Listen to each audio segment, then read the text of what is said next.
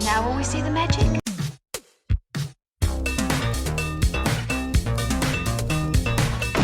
All right, where's Murray?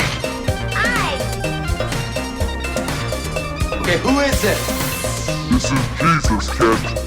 Know then that it is the year 10,191. Yes, we are bored. We're all bored now. Hi, good night. Good night. Hello and welcome to Mary vs. the Movies with your host Mary Jones. And Dennis Lang. And by the time you hear this, Halloween's probably already over for you. Because this is coming out on Halloween, and nobody's going to be listening to a podcast on Halloween. They're going to be doing stuff like... Our loyal listeners? I hope to God they're not listening to us on Halloween night. Dude, go soap some windows. Go trick-or-treating. You know, go throw apples at people. You know, summon some ghosts. Join a coven. You soap windows on... Mischief night? Mischief night, the night before. No, you can do it on Halloween night after you got the candy. All right. What about toilet paper? Sure, why not? Toilet paper treat. That's a mischief night thing. Look, why do you think there's like a huge division teeth between... to rot. Oh. And brains. Yeah, exactly. Speaking of rotting brains, Yeah. this week Uh-huh. we are going to take on a movie that I know about but have never seen, but I've been kind of looking forward to doing, actually. Jaws 3D. No, but we're going to do that at some point. Yeah, get it out of the way. Next summer, maybe. Yeah. No, but it is a third movie of something. Look, everybody has seen Halloween. Yep. I don't know Halloween 2, never saw it. And everything that has followed on from the original John Carpenter's Halloween is of, I don't know, people like it, but it's not necessarily always considered great. People not named John Carpenter. Yeah, that's true. So we're going to zig where others might zag and watch Halloween 3. That's not true. Actually, Halloween 3 kind of has a cult now. So, but this is the one that has nothing to do with Michael Myers. You know, there's no Jamie Lee Curtis. This isn't set in, oh God, where Haddonfield. You know, This is a completely unrelated to anything else Halloween movie. And that's why I want to see it. It is sort of acknowledged now as, I mean, it's like not necessarily that it's a good movie, but at least it's doing something different from what the other films are. So people appreciate it on that level. So it wasn't just repeating the other movie with different kills. Exactly, which is kind of what all the other Halloween movies are. Yeah, and Friday the 13th. Yeah. You know, I mean, a lot of those franchises, it's the initial shock or delight is been run through. You haven't seen any Friday the 13th, right? No, I have not. Wow. I know. Well, Dennis, the premise of this show is that there are a lot of movies I just never got around to, and I have not seen any of the Friday the 13th. I have only seen one, Nightmare on Elm Street, the one we covered for the show. It's amazing. You've seen tons and tons, like piles of films. Yeah. And yet there's so many still. There's so many I haven't seen of varying quality, subject matter, genre. You know, like horror. I mean, there's plenty of horror that I've seen, but the 80s slasher flicks that everybody knows, I kind of, wasn't interested in them. Because when they came out, I was a child and I was afraid of them, naturally, which is kind of how you should be as a kid, scared of scary movies. I mean, that's the idea. And I was too young at the time to be the kind of kid who delights in being scared, right? But did you see any, like, freshman year in college? Like, any 80s? No. Because I just remember freshman year of college, at least at Tyler, it was like, okay, let's get this out of the way. We'll watch this horrible movie or whatever. I guess in freshman year of college, it was more like we were watching Rocky Horror. I did watch Halloween, but I So didn't... you got one out at least. Sure. Yeah. I don't know. In college, we were pretentious. You know? Yeah, me too. I can't lie there. Yeah. Right. I mean, that's sort of the condition of being a college student if you're in the humanities. And if you are going to engage in pop culture, it is with a smirk. And that's who I was. And now I like to think my arms are wide open and I embrace all kinds of terrible things. 9.5? No, 8.5. Yeah, exactly. You know what? I was that person who was like, I won't watch 9.5 weeks, but I'll watch 8.5. Yeah. No, I mean, look, 8.5, it's a classic. There's a reason. And it's not, that's the thing. It's not like Fellini is stuffy. I don't know why I'm, but, so no, there's lots of stuff I just never got around to. And look, I also made friends in college who showed me stuff like Peter Jackson's Dead Alive. Dead Alive? Yeah. No, yeah, I'm sorry. I always confuse Dead Alive with Dead Again, the Kenneth Branagh film. Yeah, I think it's... I've seen both. I think it was originally called, Brain Dead? Brain Dead, which is yes. a better name, but I guess they couldn't call it that I here know. because there was another movie. There's plenty of films that we've now covered for the show that I should have seen in college. I didn't see Reanimator. I should have. Reanimator's great. I didn't see it either, and I'm really sad that I didn't because that would have helped. Wow, I don't know if I want to unpack that. I really don't. So tonight we're watching Halloween 3. So I know that the premise of this is there is an evil Irish toy maker. I think he's a toy maker. Irish? Yes. Okay, here's the thing. What I know about this film is I listened to an episode of the podcast We Hate Movies. It's got to be over a decade ago now, right? Because that show's been around for a while. I could see them focusing on the Irish thing, like pointing that out. Like, I think they did, actually. They would not let that slide. But I love that show. I really do. But great. yes, I could absolutely see. We've seen it live, and they're hilarious. They're fantastic. If you love our show at all, I don't know why you haven't listened to them, and maybe you already do. It is a huge influence on what we do. I hope they never find out because do we owe them more royalties? I don't know. But so We Hate Movies covered this movie. Oh God, it had to be over a decade ago. And I remember listening to it and going, "Oh, it sounds actually like a pretty good movie."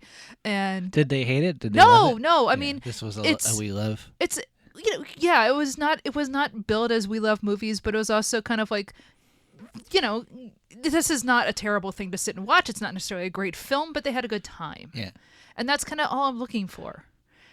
So I know that there is an evil Irish toy. I know you can't get past the Irish part. No, but because here's the thing. Here's what I remember is that he makes these masks and hopes that these kids buy the masks, right? Or that their parents buy them for them to put on their heads on Halloween night. And essentially the masks are going to kill the children, which is a massive child sacrifice on the Druid holiday of Samhain. Whoa.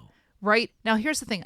Having not watched this movie, I can't wait to see how they pronounce Samhain. I bet they wanted to call it Samhain, and studios like, nope. Oh, call the movie Samhain? Yeah.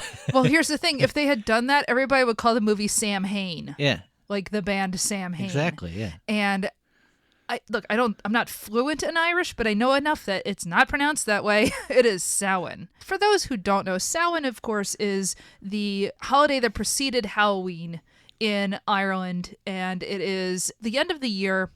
It is a harvest festival. It's associated with death, with spirits, it's Halloween. Look, it's Halloween. It's Celtic Halloween. Were there sacrifices? Yes. Were they human sacrifices? Probably not. I don't think that was actually done on like a massive scale. I think that's kind of Roman hype, but that's what we associate with it. Look, think about the Wicker Man. Wicker Man is said at Beltane, or Beltane as they say it in there. Samhain so that's like the summer holiday. This is the winter holiday. Same idea. Is that accurate to what the Irish actually believed? No, shut up. Come on. Read a book. But, no, not that book. No, not that book either. It's a problem. That could keep on going. It really could. Don't pick up anything from Elaine McCoy. But so I know what this movie is, insofar as it's about, that kind of idea of Halloween is a pagan holiday where you sacrifice children. I mean, it's not, but this is what the premise is. Like, and this guy, I guess he's like a druid who's also a toy maker. So is he an ancient druid who's just lived for 2,000 years? Who knows? Is this part of the Doctor Who universe? It sounds like a Doctor Who episode, doesn't it? It really does. I have no idea who the protagonist is in this, because again, I listened to that episode a long time ago. I know that there's like a normal guy, so to speak, who knows that this plot is happening and he tries to stop it, and I know he's not going to be successful. I don't remember what I don't know, is he a police detective? I don't remember. But somehow there's a guy who's wants to expose the plan or figures out what's going on, and things happen. And that's, honest to God, that's all I remember about this movie, because I haven't seen it.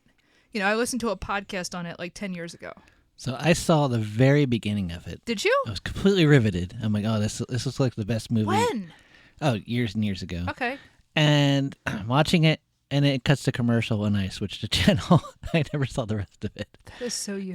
But I was completely engrossed. And Really? then just thrown off by the commercial, and I never finished it. Oh, okay. So whatever. Just broke the spell. See, now there's the argument against watching movies on TV. Yeah. On the Well, other- especially when there's commercials. Well, exactly. Yeah. I mean, that's kind of what I mean about on TV is commercials do exactly that. Unfortunately, they will break up the tension. And you know, I've watched a lot of dumb movies on television, and sometimes I feel compelled. Like if The Fugitive is on, I'm going to watch The Fugitive. But the commercial breaks, yeah. If this is something you've never seen before, and you get to that commercial break, and this is not something that was written with the rhythm of commercials put in, i.e., a television show, yeah, you're going to be totally lost.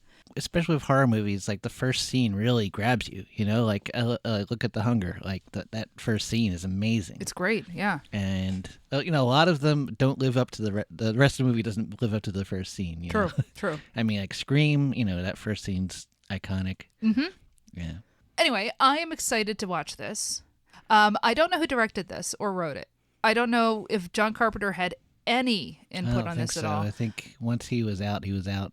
I just know that the idea was they wanted to make Halloween into an anthology series where every movie would be a different sort of weird tale, and nobody liked the idea. And they said, no, we just want Michael Myers slashing people. And that, I mean, that's boring. I mean, not that the films are, but you know, when I just want to see the same thing over and over again. And it's like, really? Or maybe we're going to watch this movie and find out the audiences were right.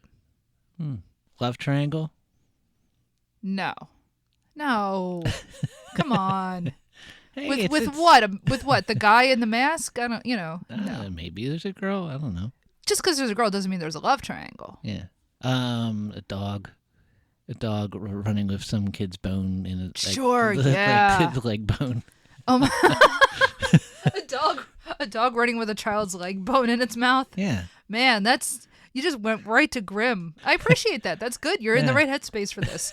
A dog, yes. With a child's femur in its mouth, probably not. Maybe I'll get a lucky stab there. But who knows? I think anyone dies.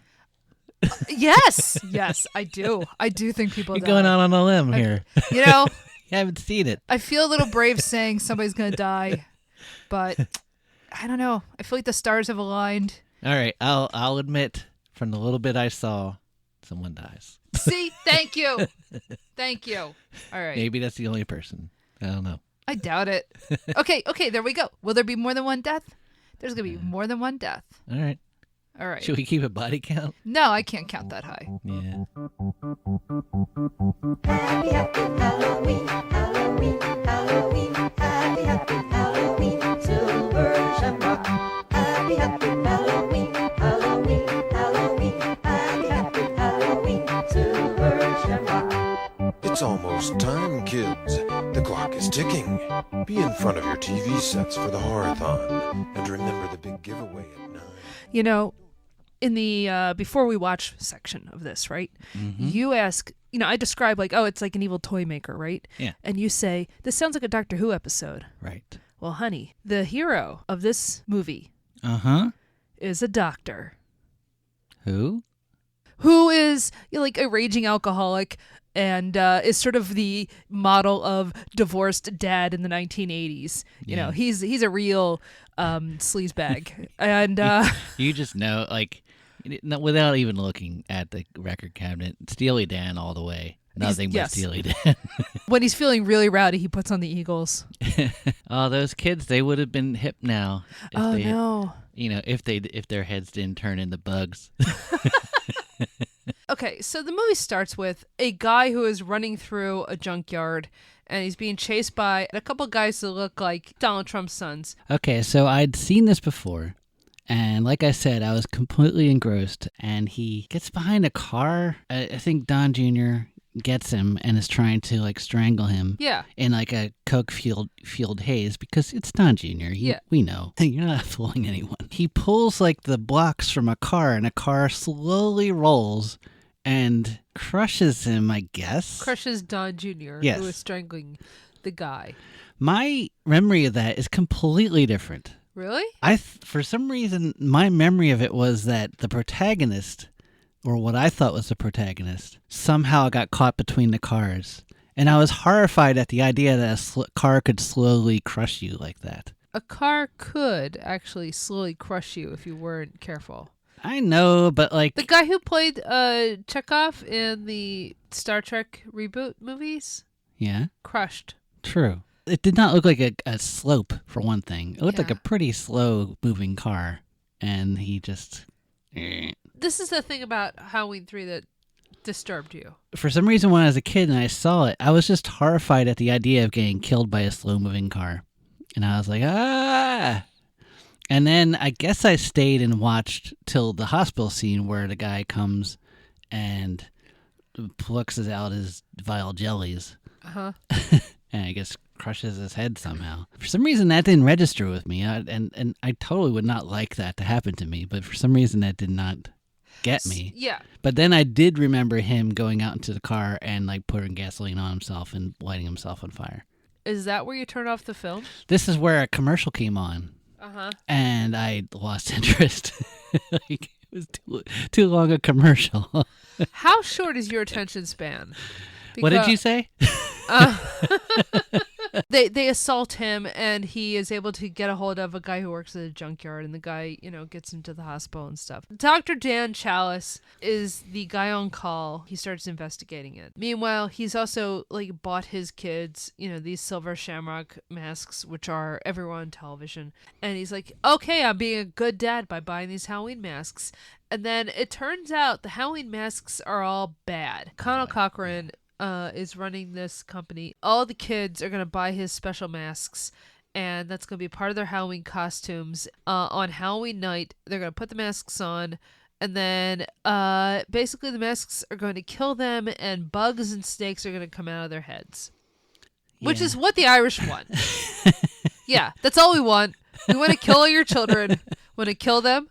We're going to sacrifice them to our god Crom. And then we're going to reign for 1,000 years. Yeah, we're laughing. There's people out there that are like, yeah, I kind of I have figured. not seen, let me tell you something. I have not seen a more anti-Irish screed since J.D. Vance spoke at the Republican National Convention. This was bizarre. Seriously, the whole basis of the scariness of these villains is the fact that they're Irish. I'm like, what is this, 1848? When I think anti-corporate thoughts, and maybe I think these thoughts, I don't think, you know who I blame? Big Ireland. I don't like how credit card rates are going up because of the Druids. You mentioned it in the pre-show, and Yeah. I was like, "Oh, come on! The We Hate Movies guys blew that up." No, it is a huge part of the Dana movie. Hurley. Yeah, we need a little Steven. It's anti-Irish. But you gotta say it like a really thick Philadelphia accent, or Boston. I guess Boston would also suffice, but I don't want to give them more than they deserve. So instead of the Boston, we're not Goodwill Hunting this. You want the most Philadelphia Irish accent you ever heard, and you gotta say it's anti-Irish discrimination, and I am extremely offended. And I don't know. I think I'm going to march against this. You know what? There are people cheering right now. Yeah. Yeah. I know. Get on I my see float. Yeah. I'm extremely angry about all of this. Irish pride. Irish pride. Yeah, I know. No, it's very weird watching this and just being like, oh, this is so weirdly anti-Irish. And the thing that struck me watching this is, if you are of a certain age, you remember, did your mom make your masks? Oh, no. Did your mom make your costumes? No. She went to Walmart, Kmart, Ames, if you lived where I lived, and you bought a mask, and a plastic sheet that was basically like a garbage bag with Yeah. like the thing that you were dressing as, and that was your costume, Yeah. right? Okay. So you had a face mask that looked like C-3PO, Right. and then a trash bag. Uh-huh. Well, no. It was not a trash bag. Come on. Yes, it was. No, it was a plastic sheet Yeah. that had like a It's a shroud. yeah. A death shroud. You would put over yourself. It was like a single sheet that had a holes cut out for your head. Ugh. And then it had the picture of your character and then like a logo, because we had to sell stuff so that people know what to buy. This is so depressing. It really is. This is terrible. My mother, God love her, she made our costumes for us. And like I, being a terrible little child, was just like, but I want one of those masks that make me look like the thing that I want to be. I want to look like Lion-O from the Thundercats. That actually No. sounds cool. Yeah, I know. Yeah, doesn't it? Right? But no. My mom made me a costume, and I actually like had like clothing and makeup and stuff, and she would like put a wig on me, and I looked so much better than one of those masks. But being a stupid little child, I was just like, I don't look like the masks. Well, you're not looking for cool. We're looking for conformity. I love that about Gen X. Oh, we're so anti like conformity. We're so individualistic, but like we're also like constantly trying to conform to everything whatsoever. Hey! What do you mean?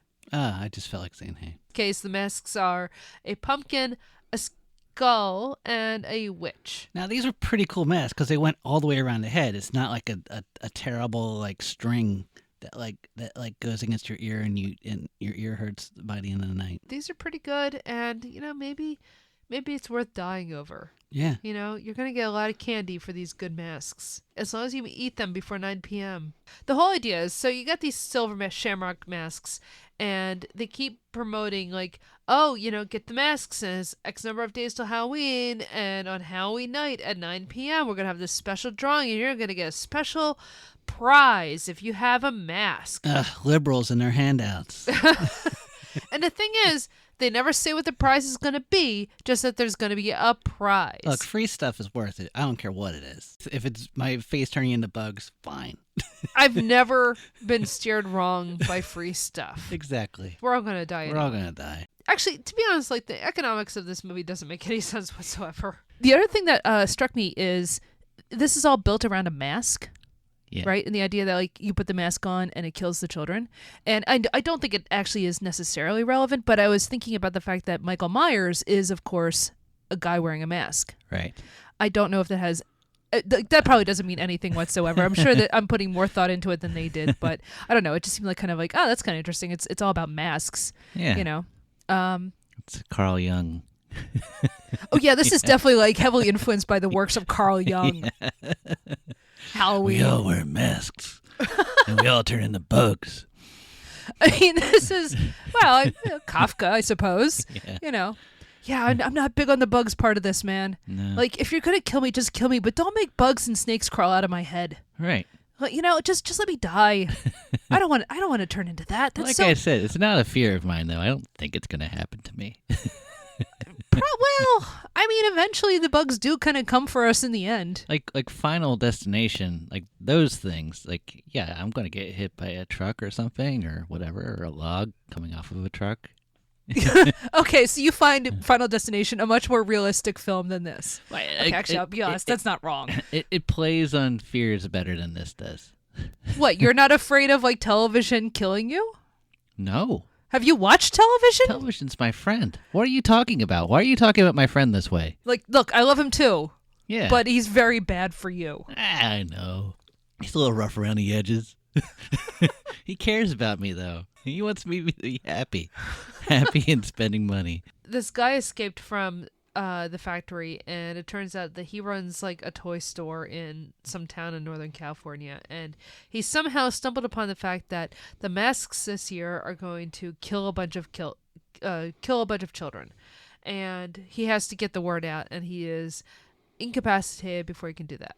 Yeah. And so Celts kill kids. Look, sometimes kids have bad vibes. Yeah. You're not one to talk. I know. Yeah. I'm on the winning side here, so. I was going to say. And I have a lousy mask. I'm not getting these, like, expensive. Oh, whatever God, they no. are. You took, No. like, an actual plastic pumpkin like bucket and I you am cut so- it into a mask and I you am like so cheap. yeah I am so Charlie Brown with all the holes in the sheet. Like, yeah. I'm totally getting rocks. You know what? You deserve the rocks. So No one deserves those rocks. what do you mean? No one deserves those rocks. These Charlie Brown these has peanuts. bad vibes. That's the whole point. Dude, What? you're freaking adults. Don't give rocks to kids. What's wrong with you? Why do you have rocks in with your like candy anyway? Have you ever met a kid who you're just like, I don't like that kid. That kid just rubs me the wrong way. I'm giving that kid rocks. No. He doesn't get a Snickers. What is wrong with you? He doesn't get Reese's Pieces. No. We are married 18 years today. Yes. And I'm just finding this out now. You're giving out rocks to kids Those because they kids rub you the suck. wrong way. Those kids are the worst. So wait, you're giving a rock to the kid that's weird, but you're giving extra candy to Lucy, who's like a monster. Lucy's great. She understands exactly what this country needs. Make America Lucy again. Look, she got herself on the cover of TV Guide. She did.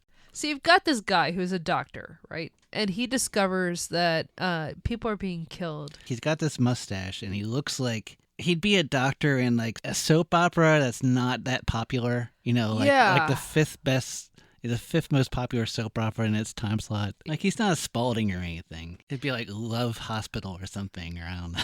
Here's the thing. I know we're all supposed to hate that guy. I don't hate that guy. I feel sorry for him. Who, the doctor? The doctor. We're supposed to hate him? Well, I think you're supposed to kind of be like, this guy's a loser. To me, he has Stephen King character vibes. Yes. Where it's like, he's not heroic. He's supposed to be just a regular guy. He makes mistakes. The rest of the film is him kind of like unspooling it with the daughter of the guy who was killed. There is a town that's like a factory town, and it turns out the factory is where they make all the masks. And it was originally settled as like just a village, but then like all the Irish came in, and because the Irish came in, they set up like this big factory. And apparently they originally wanted everyone to be redhead. Are you serious? Yeah. The amount of redheads in Ireland are like, it's minuscule. It's a tiny number of people. There are not that many people who are redheaded and blue-eyed. It's like Conan O'Brien and like 2 leprechauns, and that's it. That's and Maureen O'Hara. And that's it. You know, we basically get like, oh, here's the town. They make it as creepy as possible by like, oh, everything shuts down at 6 o'clock. I think this town's called Philadelphia. It is literally like a factory town, a company town, where everybody works for Silver Shamrock Novelties. They're all making masks, and the town closes up at 6. And if you're staying at the one motel in town, you better stay in your room. And so you have like a couple other people who run their own like kind of toy stores or like novelty stores or whatever, who are there to pick up like their last orders before Halloween. And there is a woman who is there, and she unfortunately kind of plays around with one of the masks and gets lasered by it, which is like a wonderfully gruesome scene. Yeah, where we see her playing with one of these, they put these tags on the masks, and of course it turns out like, the tag has like microchips in it. And so she's playing around with it, and it lasers into her face and like basically kills her, and then like bugs crawl out and snakes and all kinds of terrible things. The next day, our doctor and Ellie, they're posing as essentially like toy dealers and stuff. Let us look at your factory. There's like a whole other family who's here who have their own like toy store and stuff, and they're like picking up their last shipments and whatnot before Halloween. And then we get like a tour of the factory and everything else, and eventually we find out the dark secret of the factory is they stole one of the stones from Stonehenge. Like one of the big stones. I'm not talking one of like the little like rocks that are just kind of like in the field. I'm talking one of the big rocks, part of the big stone circle from Stonehenge. They somehow stole it, shipped it off not just to America, but to California. They basically explained it the same way as like Rise of Skywalker. Like, you wouldn't believe how we did it. And it's like, and that's all they say. Like somehow Palpatine returned. You know what? What? I'd rather that they didn't explain it. Yeah. Like, if they tried to explain how this got there, I don't want to know. Mhm. I just want a man-eating rock. Yeah.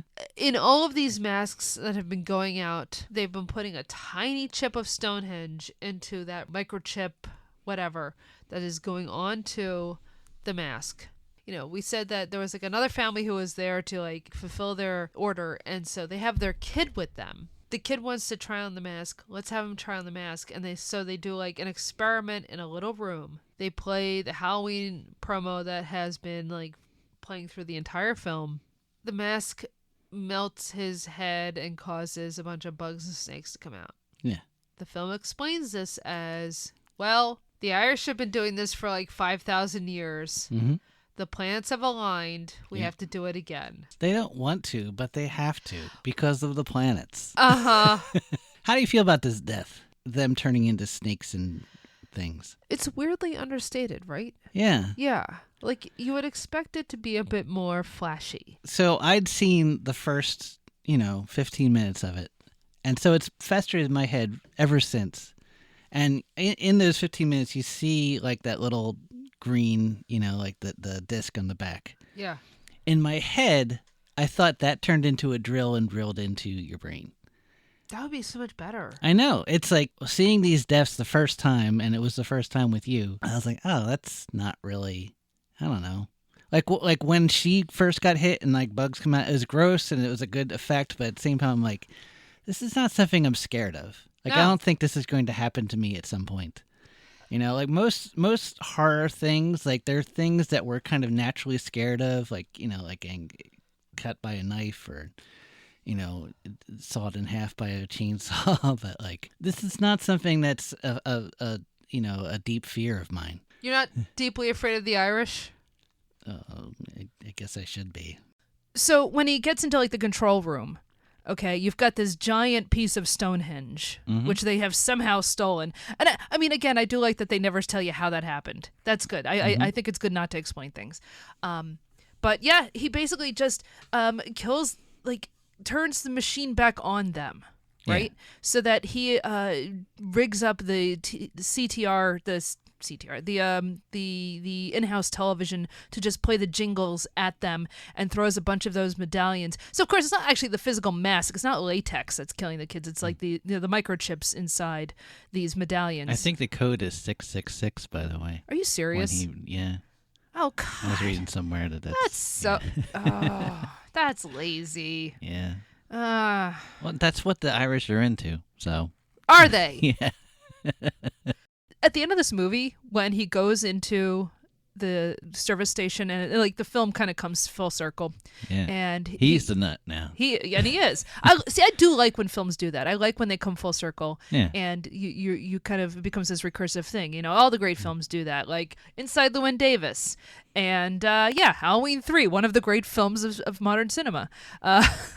And his exposition basically amounts to drive back to the garage from the beginning of the film, call up a television station and say, hey, don't show the ad that has a subliminal message that will turn all of the kids into zombies that kill themselves. Which succeeds Well, twice, this but not the third time. this ending is so weird, right?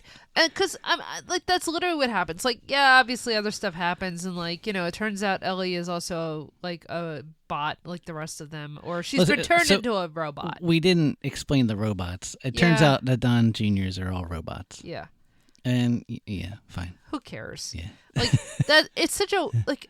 It's not a surprise. Like the film does nothing to disabuse you of the idea that these guys are all like actually robots.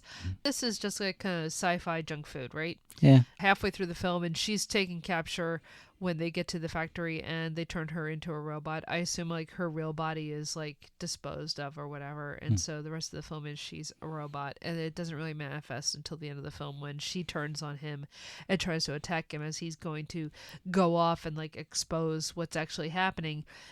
His exposition, as we said, amounts to driving to the garage from the beginning of the film, trying to call into television stations and telling them, please don't play the commercial for these masks, because, even though the kids are all tuning in because they've been told they'll get a special prize, if they do that, it will trigger like some mechanism in all of the masks at 9 p.m.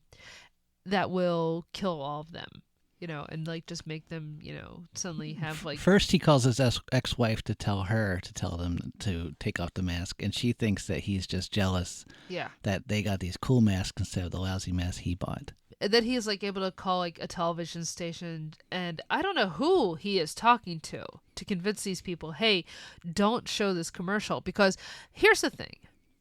The film posits that this is happening across the country because they show like, hey, we're in Southern California. Now we're going to cut to like Dayton, Ohio, and like Arizona, and like someplace in the Northeast. And like they're all showing all these different cities where all these kids are going out trick-or-treating. And honestly, this is like probably the best shot part of the whole film. Is this little montage of... It's kind of what you see in the promos, the kids walking by in that one shot. Exactly. This is like what everybody sees of this movie if you've never actually watched the film. It's all these like kids in silhouette wearing their costumes and going trick-or-treating. And it's actually really nicely shot. Basically, whoever the second unit director was way better. Honestly, yeah. Yeah, absolutely. So you have like all this kind of footage of these kids going out and like, trick-or-treating. And then with the knowledge of at 9 p.m., we're going to have this big drawing and kids are going to get a prize. So as long as you're wearing a mask, you're going to get a big prize. Dennis and I were watching this and we suddenly realized, wait a minute. This whole movie we know is set in Northern California because they specifically say on screen this is set in Northern California.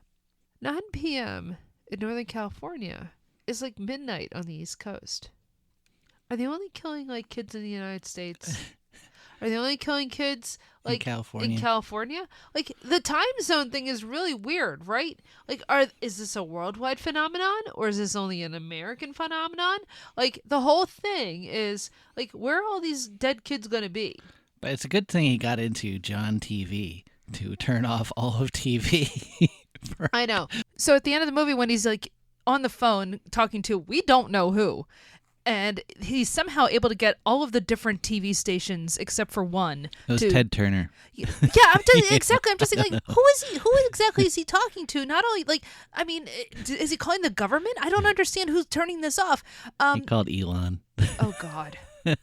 Oh, speaking of which, so as I'm watching this, and he's just yelling, stop it into the phone, begging this guy to stop showing the commercials. I have to say, as somebody who lives in the greater Philadelphia media market and has been inundated with ads for the upcoming election non-stop, I am also screaming, stop it, please, for God's sake, just sell me some toothpaste, show me some deodorant, just tell me I stink and need to buy something. I am so tired of being told about, whatever insane thing Trump is going to do. I hate it so much. That toothpaste is being brought over by illegals. Stop it. Yeah, I know, exactly. It's not a good plan. If you want to kill a lot of people, this is not the way to do it. Don't set out masks and build it around Halloween. Nuclear weapons. Yeah. This is too baroque a plan. This is too much. It doesn't work. There's a lot about this movie that feels a little that doesn't half quite work. thought out. Yeah. I keep thinking about this burned out car in the front spot of the hospital. Yeah. They're not moving that car for a week. I know. It's really weird, right? So, I mean, literally that's the end of the movie is just him screaming into a phone, stop showing the commercial. Apparently in the book, he's drowned out by the screams of kids. I mean, that's great, like but over the like, you're hearing it over over the mountains and everything, just screams everywhere. Just that there is a love story in this, like, or not love story, but he does hook up with Ellie. We often do the thing like, is there a dog? No dog. No dog. Is there death? They couldn't afford a dog. Oh my God, no. Is there a death? Lots of death. Yeah. Some pretty good deaths. Wait, how was that homeless guy, or that one homeless guy killed? I forget. Oh, I think the two Don Juniors on each side. Yeah, I guess so. Oh, that's right. They pull his head just off. Yeah. That's right. Yeah, there's like a homeless guy who gets killed in this. Yeah. Who does a lot of exposition. Basically explains the whole plot almost. Which is fine. Yeah. Is there a love triangle? I mean, kind of in that you've got Dr. Dan. Yeah. and he's hooking up with Ellie, but he's also kind of got a thing going on with the scientist who's doing like the autopsies, who also gets killed at one point. Yeah. And then he also has like an ex-wife, so he's got kind of like a couple things in play. Did you read about her, the scientist? So she gets killed when they put a drill into her ear. Yeah. And apparently they did the scene with a drill. I don't know why they did it with an actual drill. Or Wait. They took an actual drill to her head. And it got caught in her hair. What?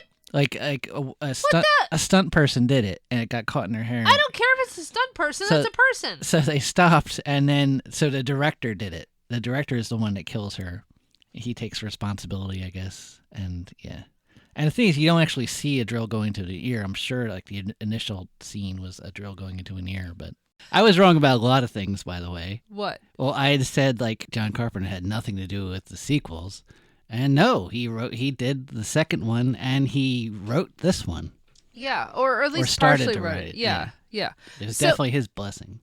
Oh yeah, and he did all the music for this. Yep. Unfortunately, we found out Joe Dante, of all people, hero of the show, Joe Dante. Joe Dante is our North Star, our guiding light. We love him. He's like the Tom Sharpling of directors for us. He kind of is. Yeah, no, you're not wrong. Because Joe Dante, he made Gremlins 2, The Burbs.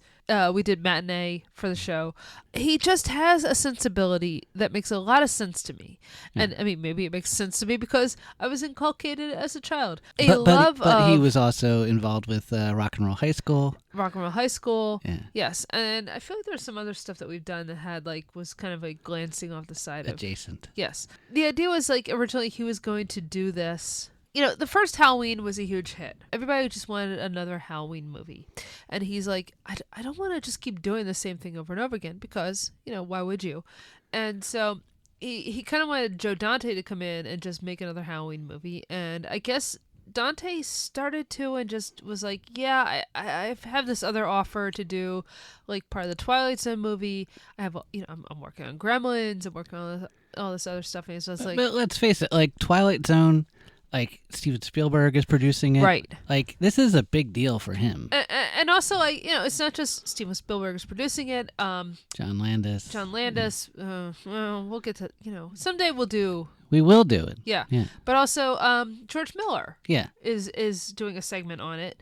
And so, it's kind of a big deal. It's Yeah. the Twilight Zone, right? Mm-hmm. So Dante's just yeah, I kind of want to do this, but I kind of want to do this other thing. Carpenter brings in this other guy. And to be honest, this film... It's not really any film. Mm-mm. There is a movie. It's a very dumb movie that Dennis and I like a lot. Huh. It's called The Car. Yeah. And we watched it on Svengoolie. The Car is a bad movie, but it's the kind of bad movie that you really enjoy. James Brolin as a sheriff in somewhere in the Southwest, and there is a killer car, and it's basically what if Jaws was set in the desert? So you make the shark a car, and you have the car just go around hunting people. And the car is just kind of a jerk. He's rude. He's rude to people. He rude. Just kills people because they disrespect him. And he constantly, whenever he kills someone, he's honking like crazy. I am killing you. Yep. And he loves it. It's a bad movie that's a lot of fun to watch. Yeah. This is kind of like The Car. It might not be as good as The Car, to be honest, but it still has that kind of grimy 70s into the early 80s sort of feel. As far as Halloween movies go, is this the best one? Obviously not. Did I enjoy it? Yes, absolutely. This was, as I said, it was on a par with a movie like The Car or Yeah. That's a lot of S's, by the way. 7 yeah, S's. It's basically, it feels like the kind of movie that they show on Svengoolie. I keep wondering if Joe Dante had made this, and if it did somehow succeed, would this have killed the serial killer sequel? For one thing, would Halloween have just kept changing and changing and changing? That was the plan. They wanted to be a repertory or whatever it's called. Yeah. Because this failed, they just went back to Michael Myers, and now it's just a Michael Myers fest. How many ways can he stab a person?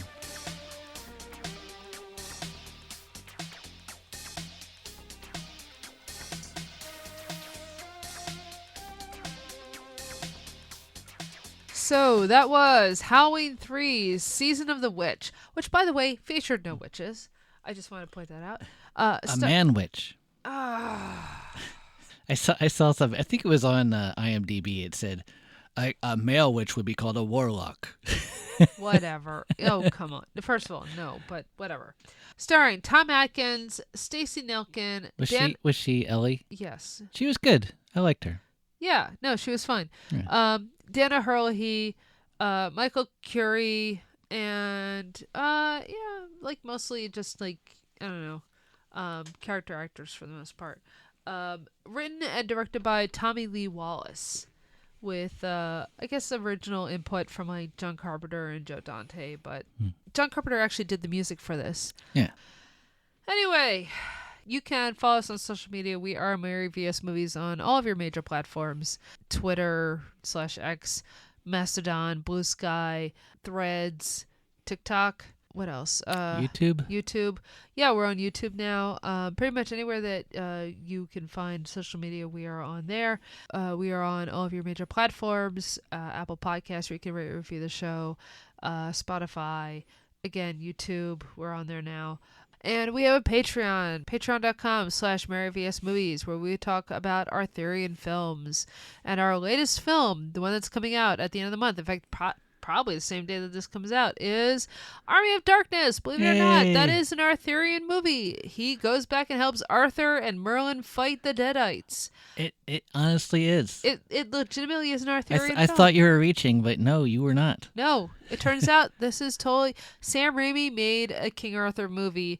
It just happens to have Ash fighting the Deadites in it. It's great. Look, Army of Darkness is so good, my mom had a good time. Yeah. So, yes. Sign up for our Patreon, patreon.com/MaryVSMovies. We talk about other movies. We talk about Indiana Jones and the Last Crusade. We talk about The Kid Who Would Be King. We talk about The Fisher King. We talk about The Green Knight. We talk about Morgan Le Fay and her nymph, her sexy nymphs, or whatever that stupid movie is, which I rather enjoyed. We talk about movies that I hate, like First Night. First Night's terrible. Yeah, we talk about Bugs Bunny cartoons. So yes, if you want to listen to us talk about King Arthur movies, that is our show Hollywood Avalon. It is patreon.com/MaryVSMovies. All right, this I think wraps up Halloween month. Yep. I don't know what's coming after this. You know what? I just had an idea. What? Something for the file in our heads. Yeah. What if we had a month where we covered the original versions of movies we've seen? So like The Thing.